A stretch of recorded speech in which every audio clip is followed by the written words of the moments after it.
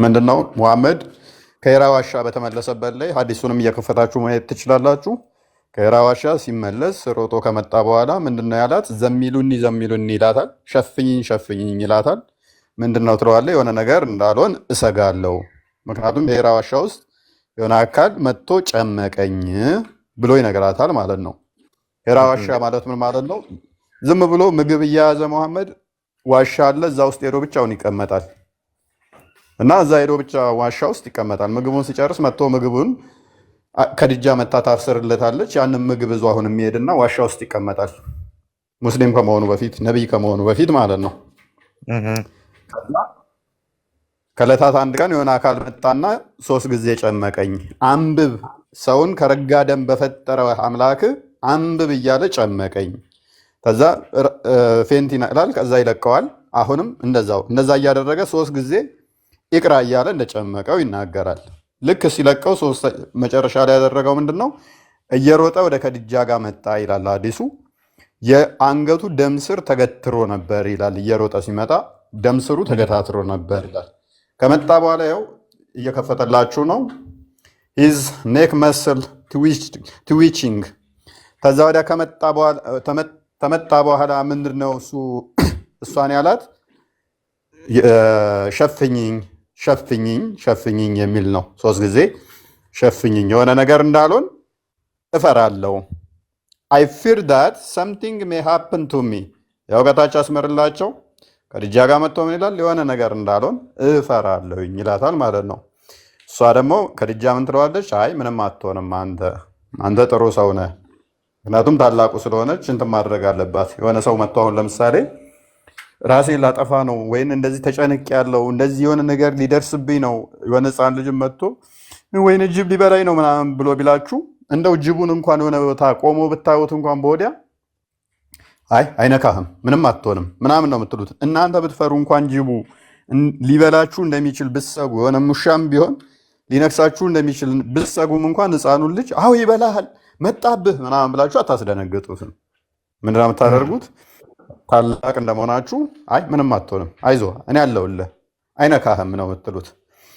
ምክንያቱም እንትኑን መጠበቅ ስላለባችሁ ማለት ነው። ታላቅ እንደመሆናችሁም እሱ በዚህ ጭንቀት ውስጥ ሲሆን ተጭንቀቱ ላይ መጨመር ጭንቀት ስለሌለባችሁ። ስለዚህ ከድጃም ደሴም ቲንግ ነው ያደረገችው።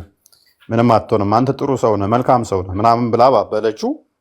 ከዛ በኋላ ወደ አጎቷ ጋር ወሰደችው ማለት ነው። ወረቃ ብን ነፈል የሚባለው ወረቃ ብን ነፈል ምንም ንስጥሮስ ነገር ነው። አሁን እኮ ነገሩ ወረቅ ብን ነውፈል ምን ግንኙነት አለው ከሱ ጋር? እሱ እዛ የመጣው ለምንድን ነው? አሁን መጽሐፉ እንደሚገልጸው ወረቅ ብን ነውፈል ግሪክ የክርስቲያኒቲን በግሪክ ፓላቲን የግሪኮችን በአረበኛ ያስተረጉም ነበር ነው አይደለም እንዴ? መጽሐፍ እንደሚተረጉም ነገር ከአረማይክ ወደ አረብኛ እንደዚህ ይጽፍ እንደነበረ ያስቀምጠዋል። በአረበኛ ያስተረጉም ነበር፣ ያ እንደዛ ነገር ያስቀምጠዋል። ስለዚህ ይሄ ሰውዬ ጋር መጣና አመጣችና እንደዚህ ብላ ነገረችው ከድጃ። ይሄ ሰውዬ ደግሞ በጣም ያረጀና አይኖቹ ማየት ማይችሉበት ኮንዲሽን ላይ ያለው which is የህይወቱ ማብቂያ ላይ ማለት ነው። የህይወቱ ማብቂያ ላይ ነበረ። ከዛ አንድ ጅጅት ያለ ሽማግሌ ጋር ሄዳችሁ እንደዚህ ብትሉት ልጅ አይዞ ምንም አትሆንም ምናምን ብሎ እንደሚላችሁ ሲያረጁ ምንድነው እንደ ሕፃን ይሆናሉ ነው የሚባል እንደዛ ነገር ስለሆነ፣ ስለዚህ ሙሐመድን ምን አለው? ለአንተ የተገለጠልን ናሙስ ይባላል፣ ለነ ሙሳ እንደተገለጠው አይነት ነው፣ ነብይ ልትሆን ነው አለው። ከዛ በቃ ይሄ ሰውዬ እንግዲህ ያስቡ ክርስቲያን ነው፣ እንደነሱ አስተምሮ ክርስቲያን ነው ሙስሊሙን ነብይ የሚያደርገው። አንድ ሌላ አማኝ which is የቡዳ እምነት ተከታዮች ክርስቲያኖችን ነብይ አድርገው ሲሾሙ እንደማለት ነው። ላይክ እንደዛ ነገር ማለት ነው። ስለዚህ ይሄ ክርስቲያን ነው ብለው ያሉት አካል ሙሐመድን ነብይ ልትሆን ነው፣ ነብይ ትሆናለህ አለው ማለት ነው። ከዛ እነሱም አሜን ብለው ተቀበሉ፣ እምነት መሰረተ ማለት ነው። ክርስቲያን በራሱ የክርስቶስ ተከታይ ማለት ነው። ክርስቶስን አምላክ ብሎ የሚያምነው አካል አንተ ነብይ ነህ አለው። ኦኬ እንበል። ከዛስ ሙሐመድ ይህንን ከሰማ በኋላ እነሱ እንደ እንትን ነው የሰጡት። ቀደም እንዳልኳችሁ ጭንቀቱን ማርገቢያ ነው። ኪኒን ነች፣ መድኃኒት ነች። ከዛስ ወረቃ ብነፈል ወዲያው ሞተ። ወዲያው በመሞቱ ነቢይ ትሆናለህ ተብሎ ነበረ። ኤክስፔክት አድርጎ ነበር ነቢይ ለመሆን። በመሞቱ ምክንያት ወረቃ ብነፈል ሙሐመድ ሐዘን ገባው። ዊችዝ ሐዘኑ ደግሞ ምክንያቱ ምንድን ነው? ምንም አይነት መገለጥ አልመጣለትም።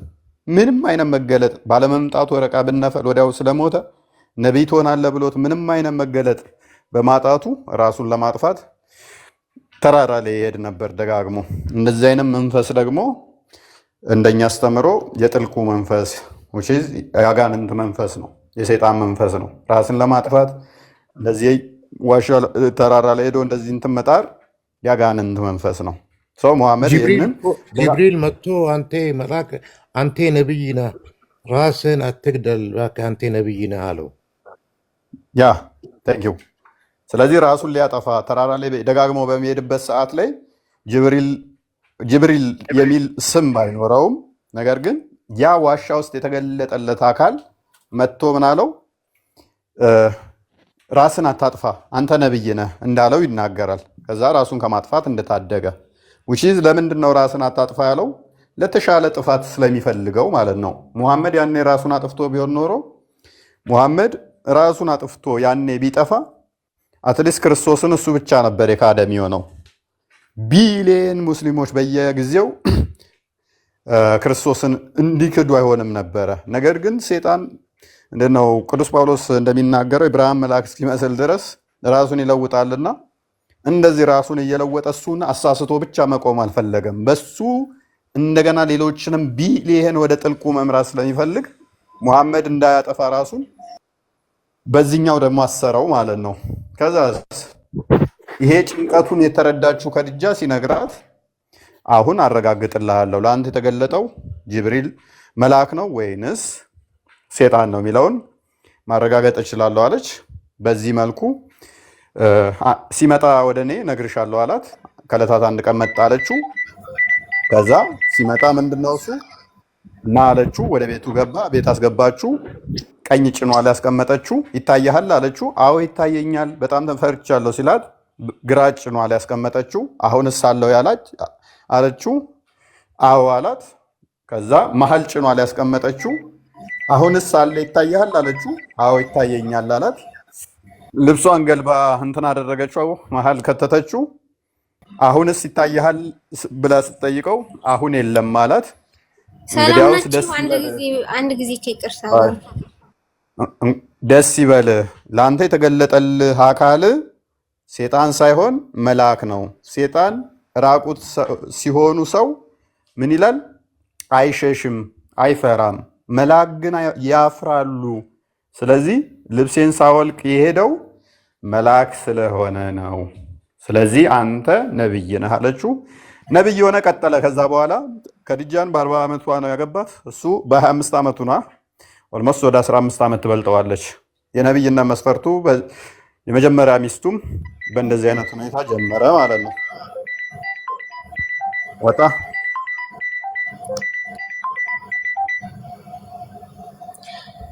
አንድ ጊዜ ይቅርታ መልእክት ላስተላልፍ ነው የገባሁት። መልእክት አንፈልግም፣ ይቅርታ።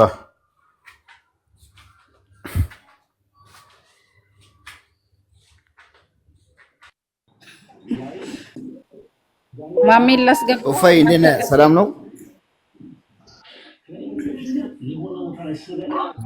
ሰላም ነው አለው። ቅድም ምን ጀማል የሚባለውን ምንም ማያቅ ሰውዬ የእናንተ ሰው ነው፣ ምንም አድራሻ የለው፣ እስልምናውን የሚገልጽ ነገር ዝም ብሎ ስላወራ ብቻ ምንም ነገር ማንበብ አይችል፣ ምንም ማድረግ አይችል። በቃ አንተ ቀጥል። የእናንተ ቀጥላለህ፣ ችግር የለም። ራስን ያስተቸከው አንተ ቀጥላለህ። አንተ ቀጥል። አይደለም የራስን ስም አስገብተህ ያ እርድና እኮ አለን። ባለፈው ስትሮጥ ኮንዶሚኒየም አዳምጥ። እኛ ሙስሊም አይደለንም። ድራማ በየቀኑ ምንሰራ ሙስሊም አይደለንም። ሙስሊም ዘመዶችን ክርስትና ስም እንኳን መለየት ማይችሉ መቅደስ ነው ክርስትና ስሜ፣ ወለተ ሀና እባላለሁኝ ወንዱ ወለተ ሀና ነው ክርስትና ስሜ የሚሉ ደግሞ ውስጥ እንዴት ልግለጸው? ቃላት ማይገልጠውን የመጨረሻ በቃ ወንድ ሆኖ የሴት ስም ነው ክርስትና ስሜ የሚል የዓላማዊ ስሙን ደግሞ የክርስትና ስሜ ነው የሚል ያልተጠና ድራማ እየሰሩ ሻዳ የሚያስይዙ ስቱፒድ የሆኑ ሙስሊሞች እዚህ የምትገቡት ሲኖዶሱ ማያውቀው ሲኖዶሱ የሚከሰው ሰውዬ ይሄ ሰውዬ ጋር ተረጋጋ፣ አትንጫጫ። በቂያ መስራትና ሰዎችን በገንዘብ መግዛት። ቆይ አዳምጥ እባክህ፣ አዳምጥ። ከስሩ ስለ ጀማል ግባና እያና አዳምጥ። ቆይ ያነሳነውን እናወራዋለን። ተረጋጋ እባክህ። ቆይ አይደለም ማለት እኛ የትኛውም አምላክ ለማስደሰት ብለን ድራማ አንሰራም። እንደዛ አይነት ምንሄድ ደደቦች አይደለንም። ምክንያቱም ድራማ ሰርቼለት ሰው ቁጥር ጨምሬለት ዋው ብሎ የሚሸልመኝ አምላክ ሳይሆን ያለው ወደ ገሃነም ነው የሚያወርደኝ። ይሄንን አምናለሁ። በሐሰት ዋሽቼ ባገለግል እኔን ወደ ገሃነም እንደሚልከኝ ነው ማቀው። ሰውየው ከመጣ እንደፈለገው እንቀበለዋለን። ነኝ ያለ መፍቱ ነው። ነህ ብለን ግን ድራማ አንሰራም። እኛ ስቲውፒድ አይደለንም። ምንም ይጠቅመን ነገር የለም። ደንታችንም አይደለም። መተህ ደግሞ ተናገር ካልተናገርክ እንደናንተ 24 ሰዓት ድራማ ስንሰራ አንውልም። በጣም ኢዚ ያንም ማድረግ በአንድ ሴት በቀን 10 ጊዜ እያሰለሙ ድራማ መስራት በጣም ቀላል ነው። እኛ እንደዚህ አይነት ደደቦች አይደለንም። ምክንያቱም አስፈላጊም አይደለም። ስለ ሰዎች ድህነት ነው እንጂ የምንጨነቀው። ከዳነ ሰውየው ከፈለገ ይመስክር እዛው፣ ካልፈለገ ይተወው። ምን አገባን እኛ? የሰውየው ጉዳይ ነው። ብትፈልግና ብትፈልግ ሂድ። እኔ ሙስሊም ክርስቲያን አስገብቼ ከእሱ ጋር የምከራከረው ምን የመጨቃጨቅ አባዜ አለብኝ? ሱስ አለብኝ እኔ ነው ወይንስ እንደናንተ ያኔ መቶ ግመሎች ሰጥቶ እንዳሰለማቸው እኛም እንደዛ እንመስላችኋለን? እንደ ነብያችሁ ክርስትናን እስልምናን እንዲቀበሉ እነኛ ደሃ የሆኑትን መቶ ግመል እንደሰጣቸው እኛም እንደዛ ምናደርግ መስሎ ነው? አታስበው። ብትፈልግና ካልፈለግ ሂድ ነው የኛ አስተምሮ። ኤኒዌይስ ወደ ቶፒኩ ባክ አድርጉ። ማሜን ላስገባው ነፎይ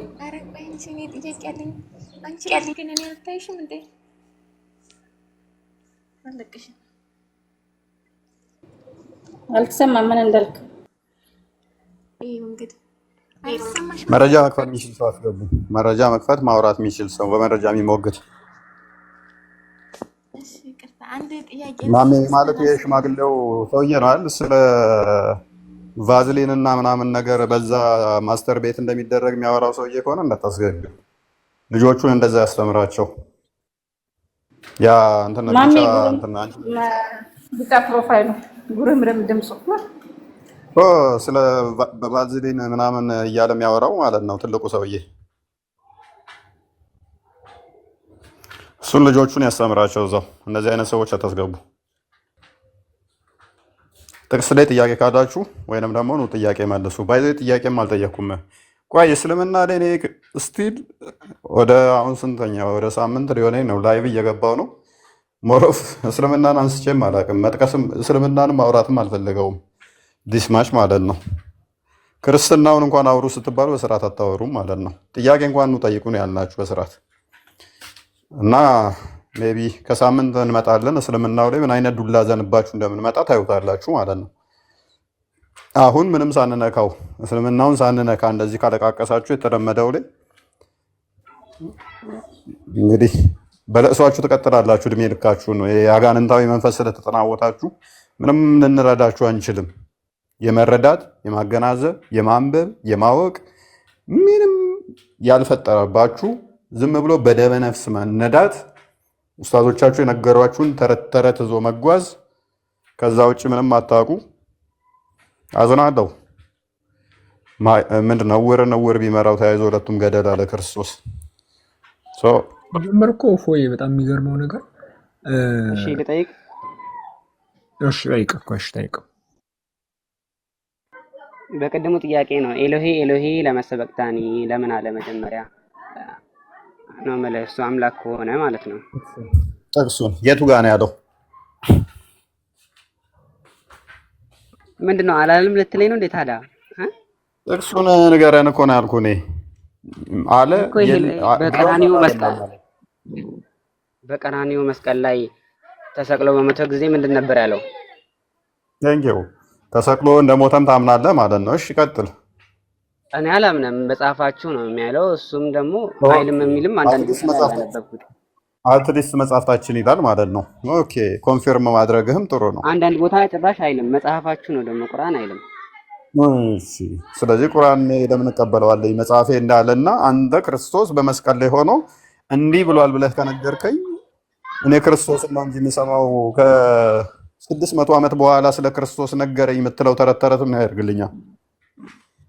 ቆይ ልንገርህ፣ እንደውም ማለት ነው መጽሐፍ ቅዱስ ላይ እኮ እንዳልተሰቀለ የሚናገርበት ቦታ እንዳለ ታውቃለህ። ግን የቱ ጋር እስቲ ያሳየኝ።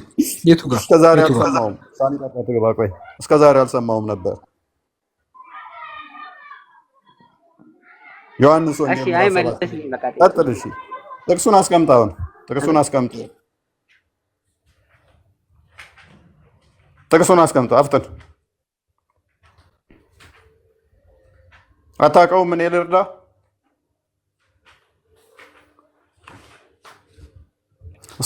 በጣም የሊያውን ተመራምሮ የደረሰበት ጥቅስ ነው። እንግዲህ ይሄንን በከፍተኛ ሪሰርች ወጥቶ ወርዶ ጥናት ሰርቶ እኛ ሰምተነው ማናውቀው ነው የመጽሐፍ ቅዱስ ጥቅስ ፈልጎ ያመጣው። ኤሎሄ ኤሎሄ ላማ ሰበቅተኒ ቃል አመጣ።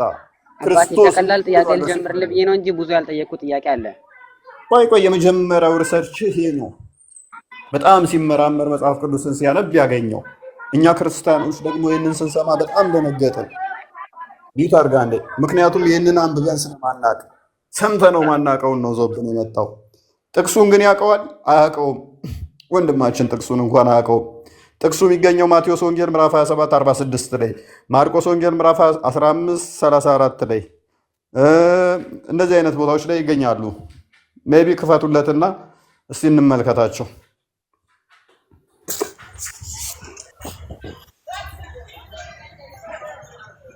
የትኛው ልታፈልግ?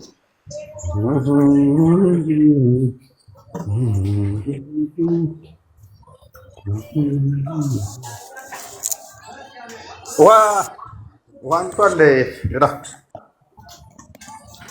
ድምጽ ይሰማናል። ሶሪ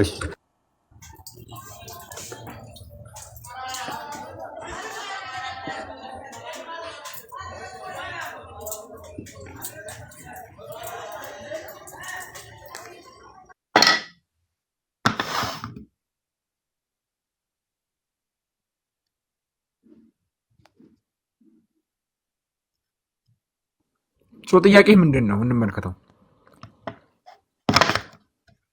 ለምን እንደዚህ ያለ ነው? የእኔ ጥያቄ እኮ አልመለስክልኝም አባ።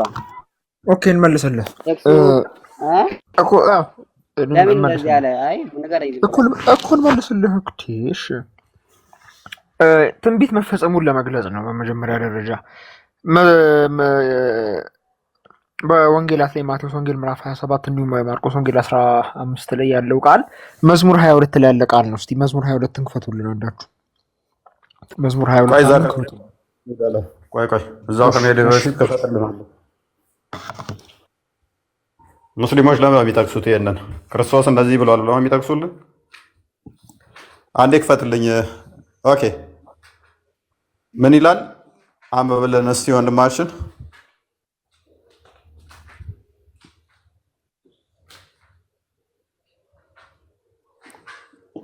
አቡኪ ይህን ክፍል አንብባል ብለን ተስፋ እናደርጋለን። አንብባል አለ። እሺ ከቁጥር 44 አድርገህ ጀምርልኝ። ለጊዜው ከ44 አድርገህ ስንጀምረው አንድ ተማሪ መቼም አውድ የሚባል ያውቃል። ማቴዎስ ሲጽፍ ምዕራፍ 27 ከመድረሱ በፊት ከምዕራፍ 1 ጀምሮ ነው የጻፈው። ቁጥር 24 ሳይል 44 ሳይል 46 አልደረሰም። የት ቦታ ነው ይሄ ቃል የተነገረው? ልክ እናንተ አስባበ ነዙል እንደምትሉት እኛ ጋር ምን አለ? ምክንያተ ጽሕፈት አለ። መጽሐፍ በመጽሐፍ ይፈሰራል። እኛ ጋር እናንተ ሐዲስ እንደምትሉት እኛ ጋር ኤርሊ ቸርች ፋዘርስ አሉ። እነኚህ ሁሉ ባገናዘበ ሁኔታ የሚመለሰው አንድ ጥቅስ የሆነች ከመሀል አንዲት ቃል ተመዛ እንዲህ ተብሎ ሊጠየቅ ይችላል። መፍትሄ ነው መጠየቅ። ምላሽ ሲሰጥም በዛው መጠን ነው። እናንተ ጋር ሲመጣ ተፍሲር አለው። ተፍሲሮቹ ከ700 ዓመት በኋላ ምናምን የተጻፉ ተፍሲሮች ማለት ነው፣ ማብራሪያዎች which is so funny። ሐዲሱ እንኳን ከ250 ዓመት በኋላ የተጻፈ so at least እኛ ምኑን አይተን እንመልሳለን፣ ግን ከሆነ ዘመን ዓመት በኋላ የመጣን ጽሑፍ ሳይሆን እራሱ መጽሐፉ እዛው አውዱ ይመልስልናል። ምን የሚል ከእርሱ ጋር የተሰቀሉት ወንዶችም ደግሞ ያንኑ እያሉ ይነቅፉት ነበር አለ። እሺ ከ6 ሰዓትም ጀምሮ ከእሱ ጋር የተሰቀሉት አለን አለ። ከማን ጋር? ከክርስቶስ ጋር። ስለዚህ ክርስቶስ ተሰቅሎ ነበር። ክርስቶስ ተሰቅሎ ነበረ which means ሱራ 4 157ን ዲባንክ ያደርገዋል ማለት ነው። ገደል ይከተዋል። አልሰቀሉትም፣ አልገደሉትም፣ ተመሰለባቸው የሚለውን ሐሰት ያደርገዋል ማለት ነው። እንቀጥል። ከ6 ሰዓትም ጀምረው እስከ 9 ሰዓት ድረስ በምድር ሁሉ ላይ ምን ሆነ? ጨለማ ሆነ። ኦኬ። በ9 ሰዓትም ኢየሱስ ኤሎሄ ኤሎሄ ላማ ሰባእተኒ ብሎ በታላቅ ድምፅ ጮሆ፣ ይህም አምላኬ አምላኬ ስለምን ተውኸኝ ማለት ነው። በታላቅ ድምፅ ጮኸ። ምን አለ? አምላኬ አምላኬ ስለምን ተውከኝ አለ። ምን አለ? ስለምን ተውኸኝ አለ። ይሄንን የት ነው የተናገረው ወንድማችን? ይሄንን የት ቦታ ነው የተናገረው? አቡኪ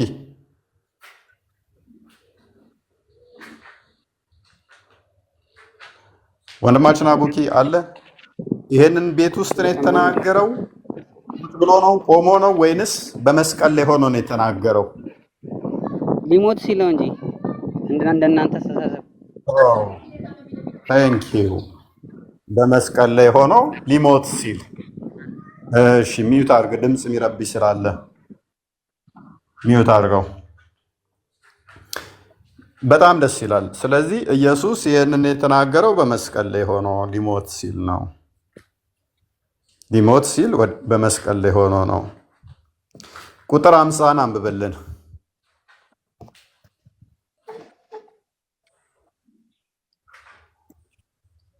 ቁጥር 50 ምን ይላል? ኢየሱስም ሁለተኛ በታላቅ ድምፅ ጮኸ፣ ነፍሱንም ተወ ይላል አይደል ወንድማችን? which is አንተ እንዳልከው ሆነ ማለት ነው አይደለ ወንድማችን? ስለዚህ ምን እያለን ነው መጽሐፉ ማለት ነው? ክርስቶስ በመስቀል ላይ ሆኖ ሊሞት ሲል ይሄንን ጮሆ ተናግሯል። እናመሰግናለን። ስለዚህ እንደኛ አስተምሮ ምንድነው? ክርስቶስ ተሰቅሏል። ክርስቶስ ስለኛ ተሰቅሏል። መሰቀል ብቻ ሳይሆን ነፍሱን ስለ ወዳጆቹ አሳልፎ ሰጥቷል። ስለኛ ነፍሱ ሰጥቷል። ነፍሱ ምን አለ ይላል? ተወ። በጉልበት ሳይሆን ነፍሱን ሰጠ። ልክ ዮሐንስ ወንጌል ምዕራፍ 10 ቁጥር 17 ላይ ነፍሴን ደግሞ አነሳታለሁ፣ ነፍሴን ምን አነሳት ዘንድ አኖራለሁ የሚል ንግግር አለው። ነፍሴን ማንሳት ማኖር መፍት አለኝ፣ ከእጄ ማንም ሊወስዳት አይችልም፣ ያለ ፍቃዴ ማንም ሊያደርገው አይችልም ብሎ እንደተናገረው ማለት ነው። በፍቃዱ ነፍሱን ሰጣቸው ማለት ነው። መልካም። ስለዚህ በዚህ አስተምሮ ብቻ እስልምና ሐሰተኛ ይሆናል። ክርስቶስ አልተሰቀለም፣ አልሞተም የሚለው አስተምሮ ስህተት ይሆናል። እዚህ ጋር እንደምንረዳው ክርስቶስ ምን ሆኗል? ተሰቅሏል፣ ሞቷል ማለት ነው። ይህንን ካየን አምላኬ አምላኬ ስለምን ተውከኝ ብሎ ለምን ተናገረ? በትንቢት የተነገረ ነበረ። ቅድም ሳሚም ያለው ዳዊት በመዝሙሩ ምዕራፍ 21 ህዝባር ምዕራፍ 22 ቁጥር 1 ላይ አንድ ይክፈትልን። ክርስቶስ የመጣው ቤዛ ሊሆን ነው። ቤዛ ማለት ምትክ ማለት ነው። ስለ ሁላችን ቤዛ ሊሆን ነው የመጣው። ቤዛ ሊሆነን ከመጣ ስለኛ ምትክ ሊሆን ነው የመጣው። ምትክ ሊሆነን ከመጣ ደግሞ የእኛን ጩኸት እሱ ሊጮህ ነው የመጣው። ልብ በሉ፣ እኛ ስንጮህ የነበርነውን እኛ which means በአዳም ተገብቶ ያሉ የአዳም ዘር በሙሉ ሲጮኸው የነበረውን ጩኸት እሱ ሊጮህልን፣ እሱ ጮሆልን ለአንዴና ለመጨረሻ ጊዜ የእኛን ጩኸት እሱ ሊያስወግድልን ነው የመጣው። ስለዚህ የእኛን ጩኸት እሱ ጮኸልን ማለት ነው። ቤዛ which is ምትክ ሆኖ ካሰን፣ ካሳ ቀረበ። ሰው ሁሉ የሚጮኸውን ጮሆ አንድ ያስወገደው፣ እየያችንን ለእሷችንን አስወገደው በመስቀል ወደ ደስታ ቀየረው። አልሰማም። ኦኬ የሰው ልጆች ጩኸት እንደሆነ በምን እናውቃለን? ሉክ አምላኬ አምላኬ ለምን ተውከኝ? ይህንን የተናገረው ማን ነው? ዳዊት። እኔን ከማዳንህስ ጩኸት ቃል ሩቅ ነህን ብሎ ይናገራል ማለት ነው። አምላኬ አምላኬ ለምን ተውከኝ ብሎ ዳዊት አስቀድሞ የጮኸውን አዳም አስቀድሞ ሲጮህ የነበረውን ጩኸት ነው የጮህላቸው ቤዛ ሊሆነን ስለመጣ ማለት ነው። እና ከዛ አንጻር ነው አቡኪ ያለ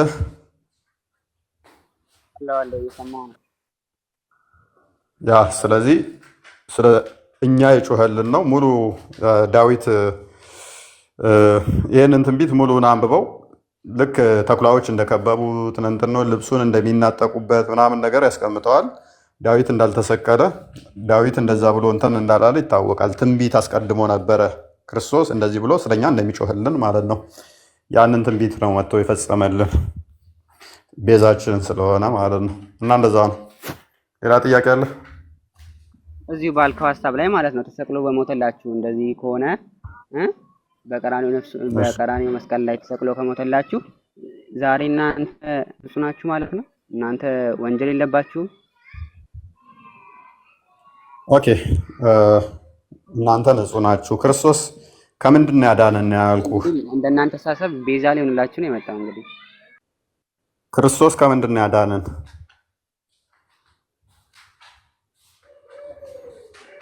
እንደምታስቡት ከሆነ ከሁሉም ወንጀል ነው። ከሁሉም ወንጀል ማለት ቀጥታ ገነት ነው እናንተ አስተሳሰባችሁ ማለት ነው የምትገቡት። አይ እንደዛ ብሎ ነገር የለም። ምክንያቱም አንደኛ ዮሐንስ ምዕራፍ 2 ቁጥር 1 አንድ ያውጣልኝ እንደዛ እንዳልሆነ አላሳየ።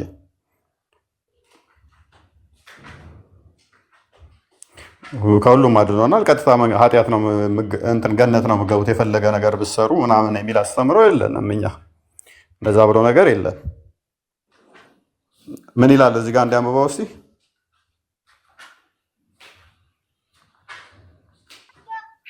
አንብብልህ።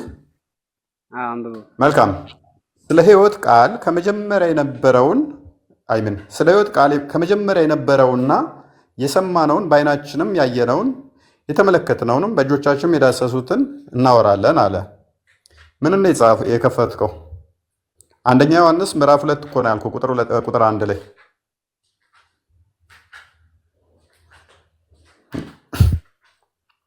ልጆቼ ሆይ አለ። ልብ በል ልጆቼ ሆይ ኃጢአትን እንዳታደርጉ ይህን እጽፍላችኋለሁ። ልብ በል ኃጢአት እንዳታደርጉ ይህን እጽፍላችኋለሁ። ማንም ኃጢአትን ቢያደርግ ከአብ ዘንድ ጠበቃ አለን፣ እርሱም ጻድቅ የሆነ ኢየሱስ ክርስቶስ ነው።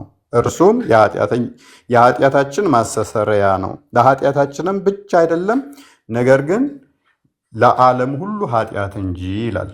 ሰው ኃጢአት ትእዛዛቱንም ብንጠብቅ በዚህ እንድናውቀው እናውቃለን። አውቄዋለሁ የሚል ትእዛዛቱንም የማይጠብቅ ውሸተኛ ነው ይላል። ውሸተኛ ነው፣ እውነትም በእርሱ ውስጥ የለም። ቃሉን ግን የሚጠብቅ ሁሉ በእርሱ የእግዚአብሔር ፍቅር በእውነት ተፈጽሟል። በእርሱ እንዳለን በዚህ እናውቃለን። በእርሱ የምንኖረው ምንድነው? ትእዛዙን ስትጠብቅ ኃጢአትን ስትርቅ ነው። በኃጢአትህ ደግሞ ስትናዘዝ ነው። ክርስቶስ ግን በዋናነት ቤዛችን ነው ስንል ምን እያለ መሰለ? አቡኪ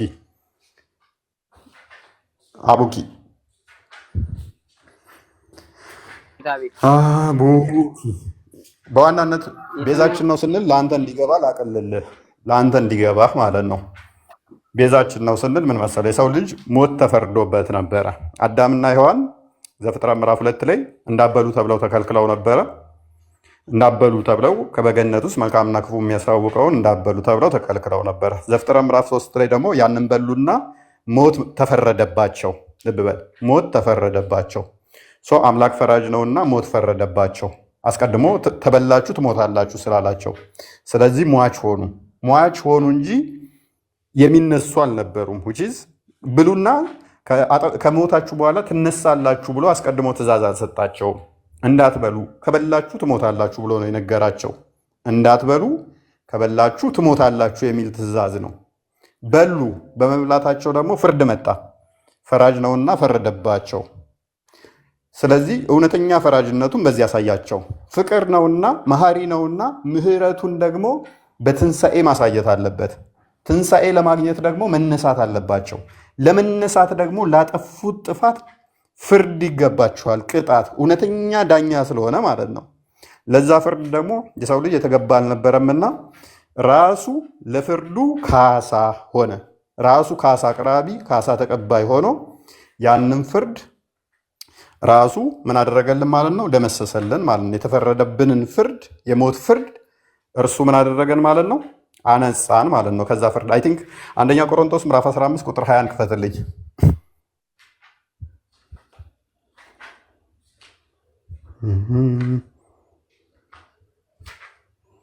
ወይም ደግሞ ሮሜ ምዕራፍ 5 ቁጥር 12 አካባቢ እንደዚህ ይላል። እሺ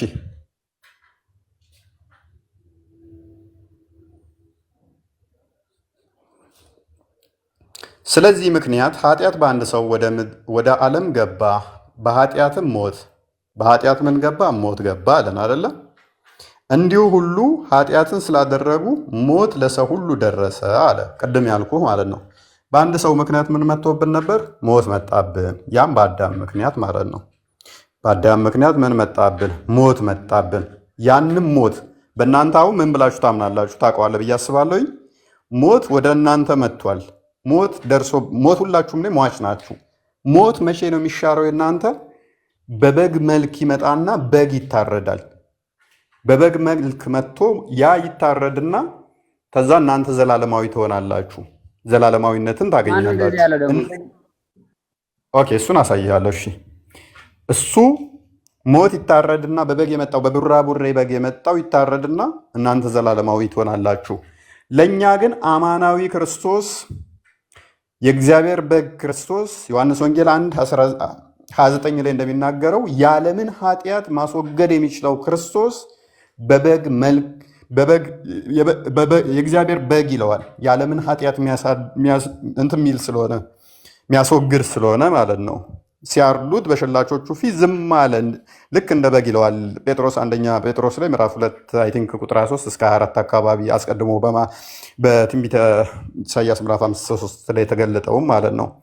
ክርስቶስ ከሙታን ሊያስነሳን ራሱ ፍሪዳ ሆኖ ራሱ መስዋዕት ሆኖ ራሱ መስዋዕት አቅራቢ ሆኖ ትንሣኤን ሰጠን፣ ዘላለማዊነትን ሰጠን፣ ሞተን እንዳንቀር አደረገን። ልክ አንደኛ ቆሮንቶስ ምዕራፍ 20 ላይ ቀደም እንዳልኩ ምን ይላል? ኦኬ ይሄንኛው አንደኛ ቆሮንቶስን ክፈትልኝ። አንደኛ ቆሮንቶስ ምዕራፍ 15 ቁጥር 20 ሞትን ገደለልን ማለት ነው። የእናንተ ሞት ገና የሚገደለው መቼ ነው? በበግ መልክ መጥቶ ያ ሲታረድና ኃጢአታችሁ አይሁዶችና ክርስቲያኖች ቤዛ ሲሆኗችሁ ነው እናንተ ገነት የምትገቡት። የእኛ ቤዛችን ግን በፍቃዱ ወዶ መጥቶ ራሱ ነው ቤዛ ይሆናል። እንዲህ ይላል፣ አሁን ግን ክርስቶስ ላንቀላፉት በኩራት ሆኖ ከሙታን ተነስቷል። ሞት በሰው በኩል ስለመጣ ትንሣኤ ሙታን በሰው በኩል ሆኗልና ይላል። ልብ በሉ፣ ሞት የመጣው ፍርዱ የመጣው በሰው ላይ ነው አይደለ? ያ መጥቶብን ነበረ። ሞት የተፈረደው ሰው ላይ ነው። ስለዚህ ያንን ካሳ ተመጣጣኝ መካስ የሚችለውም ደግሞ በዚሁ መልኩ መምጣት አለበት።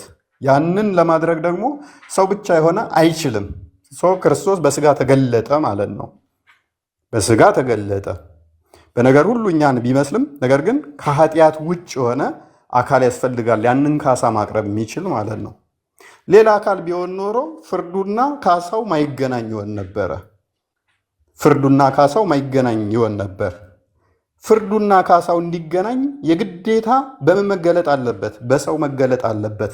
ምክንያቱም ፍርዱ በሰው ላይ ስለሆነ፣ ፍርዱ የተፈረደው ሞቱ የመጣው በሰው ላይ ስለሆነ ስቲል ያንን ካሳ የሚክሰውም ደግሞ በሰው የተገለጠ መሆን አለበት። ያንን ሴጣኑ ያሸነፈው ሰውን ነው።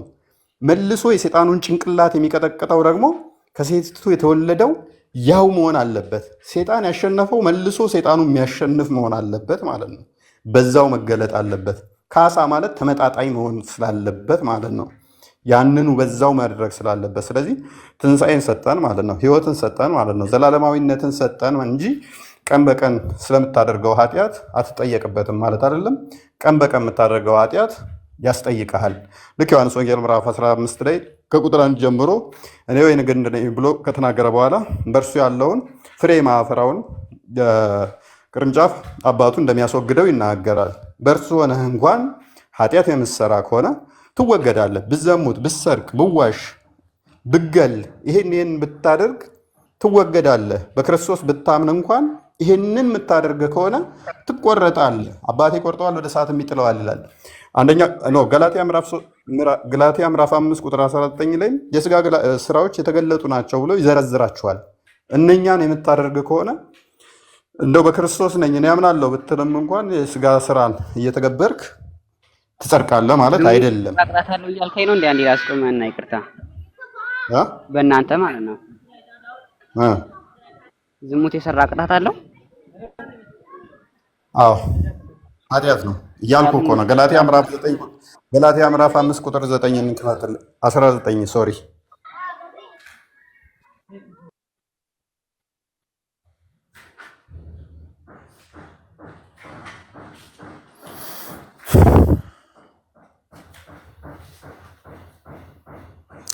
ኦኬ ለአንብብልህ ታነበዋለህ አቡኪ። ኦኬ የስጋ ስራም የተገለጠ ነው፣ እነርሱም ዝሙት። የስጋ ስራ ምንድን ነው? የተገለጠ ነው፣ እነርሱም ዝሙት፣ የጠየከኝ እርኩሰት፣ መዳራት፣ ወዘተ፣ ጣዖት ማምለክ፣ ወደዛ እንደዚህ እና መቀኘነት፣ መገዳደል ምናምን። ከዛስ አስቀድሞ እንዳለው እንደዚህ ያሉትን የሚያደርጉ የእግዚአብሔር መንግስት አይወርሱም። እነኝህን የሚያደርጉ ምን አያደርጉም? እግዚአብሔር መንግስት አይወርሱም። ሰው ዝሙት ያስቀጣል። ኃጢአት ነው። አዎ ኃጢአት ነው። ስለዚህ ጥያቄ ይሄን ይመስላል። እኔ እኮ ታዲያ ያነበብኩት እኮ እዛው መጽሐፍ ቅዱስ ላይ ማለት ነው። ችግር የለውም። በቃ ቆይ አሁን ጥያቄ ጠየቀኝ። ዝሙት ያስቀጣል ኃጢአት ነው ወይ አልከኝ። አዎ አልኩ። መረጃ አቀረብኩልህ። ሞት በበግ መልክ ይመጣል የሚለውን ጠይቀኝ ነበር። ኦኬ ዝሙት ኃጢአት አይደለም የሚለውን እሺ መረጃ ምን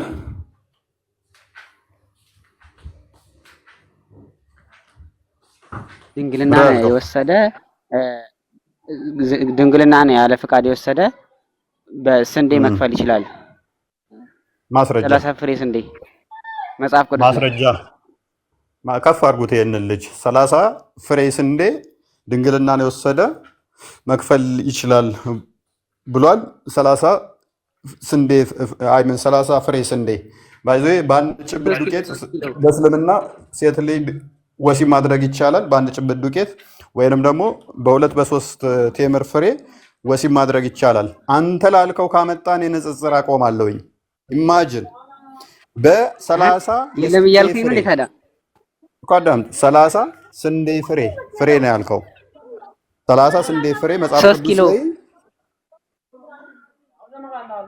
ቆይ 30 ማለን ይላሳየ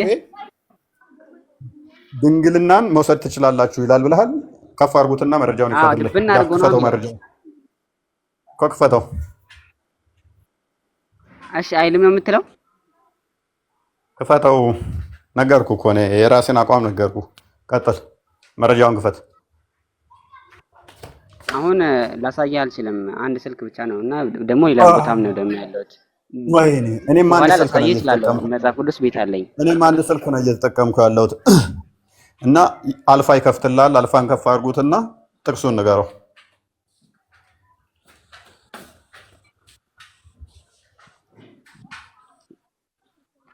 ጥቅሱን ንገረው።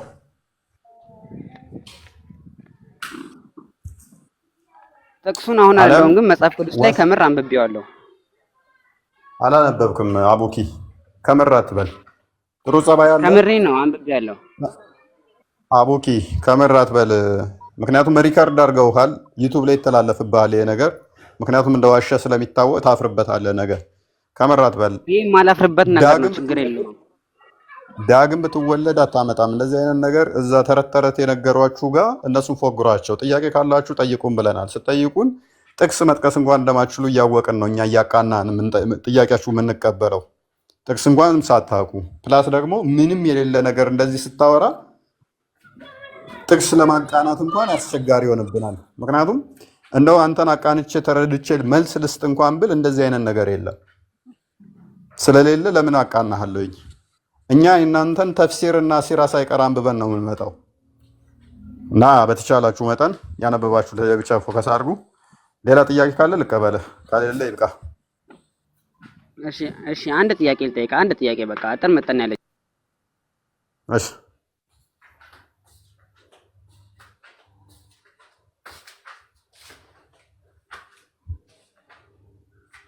እኔ የተሰማኝ አይደለም።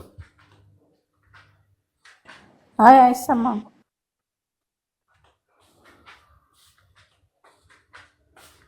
እሺ ጥቅሱን እስከሚያዘጋጅ ኑራሃ ሙስሊም ነሽ? አይ እኔ ክርስቲያን ነኝ። እንዴት ዋላችሁ? ጥያቄ ልጠይቅ ነበር የገባሁት ከተፈቀደልኝ። ክርስቲያን ለመሆንሽ ማረጋገጫ? አንተው ነህ ክርስቲያን ስለመሆኔ ማረጋገጫ አንተ ነህ። ይሄ ምንድን ነው የሚባለው? ለጭራሽ እኔ ነው ምንድን ነው ምስክርነት በሶስት ነው ብሏል። እሱ ለሴት ሲሆን ነዋ። ኖሃላፍ አንዴ አንቺ ማራት አባቴ መልስልኝ እኔን ጥያቄ ለምን አላለም? አንዴ ኖሃላፍ ክርስቲያን ነሽ? ማለት በቅርብ የመጣሁት ክርስቲያን ነኝ በእፎይና በታላቁ አማካኝነት። ስለዚህ መሐመድ ነብይ ነው ብለሽ አታምኝም ማለት ነው? እውነተኛ ነብይ ነው ብለሽ አታምኝም? ምን አረኩክ? እሺ አታምኝ። እሺ ቀጥሉ በቃ። እኔ አላመንኩም። ይሄ ነገር በደንብ አጣራ፣ ሄዱበት ሳሚ። እርግጠኛ ነው ያውቀነዋል። አወኳት እውነቷን ነው። አሁን በቅርብ ከእስልምና የወጣች ልጅ ነው። ባለፈ የሆነ ሪከርድ አይቻልም። አውቀነው እኮ እያውን ሳታውቂ ካርዳሽ ነው ላብን እኔ ቤት እኮ ትመጣለች ብዙ ጊዜ። እስከ 5 ሆነው ነው የመጡት እስተና ሙሉ ቤተሰቧ። አዎ አይ ትላንትና ቆስጢንጢኖስ ጋር ገባሁኝና ከነቃል ጋር እየተወያየን ከእስልምና የወጡ ምናምን ተብሎ 1-3 ሰዎች መጣንና ከቃል ጋር ማለት ነው። አንደኛው ገባና ምንድነው ከእስልምና ያስወጣሽ ነገር አለኝ። ሲለኝ ማለት በሙሐመድ ነብይነት አላምንም። ሲጀመር ከቤተሰቦቼ የወረስኩት እምነት ነው እንጂ ማንም ሰው ሲወለድ የቤተሰቦቹን ይዞ ነው የሚጓዘው። ከዛ ካደገ በኋላ ግን አንብቦ ወይንም ደግሞ ተረድቶ ፈጣሪ ከረዳው ይወጣል፣ እንደኔ ማለት ነው። እና እንደዛ ነው። እሺ ከቁርአን አያ አንድ አያ ቅሪልኝ አለ። እሱ አስፈላጊ አይደለም፣ ከፈለግ ግን እንትን እቀራልሃለሁ፣ ችግር የለውም ሱረቱል ፋቲሃ እቀራልሃለሁ አልኩትና በኋላ ሲያናደደኝ እንደውም አልቀራም። እሺ አንቺ አለ ከእስልምና ወደ ክርስትና ያመጣሽ በምንድኛለው ብለሽ ነው አለኝ። እና ከአንቺ ጋር እስኪ ዲቤት እናድርግ አለ። አይ ዲቤት የሚያደርጉ ባለቤቶቹ አሉ፣ ከወንድሞቼ ጋር ማረግ ትችላለክ። እኔን ግን ለምን እንደወጣው ምክንያቴ ክርስቶስ ለእኔ ሙቶልኛል። አበቃ። ወዴት እንደሚሄድ የማላቀው እምነት ውስጥ ነበርኩኝ። ሁሏም ወደ ገሃነም ወራጅ ናት። የውመል ቂያማ ሁሏም የገሃነም እንትናት የሚለውን አልቀበለውም። ነገር ግን ከልጅ ልጅ ተወልጄ አድንሃለሁ ያለውን ክርስቶስን አምኜ ወደዛ መጥቻለሁ። እንዴት ይሆናል ብሎ ያው ቀወጠው። መጨረሻ ላይ ግን ቁሉ አላሁ አሐድን ቀራውለት። ማለት ትርጉሙን በእርግጥ ታውቀዋለህ። ያው አላህ አንድ ነው፣ አይወለድም አይወልድም ነው በእርግጥም። ነገር ግን ይሄ መወለዱን እንትን ማለት የሚጠየፍ አምላክ እሱን ላመልክ አልፈልግም አልኩት። እና አንድ ሙስሊም ምን አምኖ ነው ወይንም ክርስቲያን ምን አምኖ ነው ያንን እምነት የሚከተለው? በቤተሰቦቹ ስለተወለደ ነው ወይስ አንብቦ ተረድቶ ነው? እኔ ይህንን ጥያቄ ልጠይቅ ነው። እኔ አሁን ወርሼ የተወለድኩት በእስልምና፣ ማንም ዘር ማንዘሬ በሙሉ ሙስሊም ነው። ነገር ግን ምንድነው ቤተሰቦቼ ሙስሊም ስለነበሩ ነበር ሙስሊም የሆንኩት። ግን እግዚአብሔር ረዳኝ። በፊት በጣም እናደር ነበር ንጽጽር ቤት ስገባ፣ ግን ከሂደት ከ1-2 ዓመት በፊት ማለት ነው። ከዛ በኋላ ግን እየተረዳው የሚነገረኝ በሙሉ ትክክል ነው። ቼክ ሳረገው ትክክል ነው። ለምን ራሴን ህሊናዬን ለምን እወቅሳለሁ? እና ከቤተሰቦቼም ቢሆን ተምረው አውቀውት አይደለም፣ እነሱም ስለተወለዱበት ነው ያመኑት። እና ልጁ ልክ የውመል ቂያማ እሱ እውቀቴ የሚያድነኝ ነው አርጎ ሲጠይቅ የነበረው። እኔ ግን ክርስቶስ ሙቶልኛል፣ ለእኔ ክርስቶስ ሙቶልኛል። በቃ ለዛ አመንኩኝ። ይሄ 4 ነጥብ ነው። እሱስ ምን አምኖ ነው እስልምናውን የተከተለው? ቁርአኑን ወይስ ከቤተሰቡ ስለተወለደ? ይሄንን ነበር ልጠይቅ የፈለግኩት። እሺ እናመሰግናለን። እንኳን አደረሳችሁ አላልሽንም? ኤኒዌይስ ብያለሁ። አልነበርክም አንተ እንጂ የዛሬ 2 ቀን 3 ቀን ብያለሁ። ያው አንተን ደግሞ ብያለሁኝ። በአደባባይ ካልተባልኩ ደስ አይለኝም። አቡኪ አይበቃም? እንጠይቅህ እኛ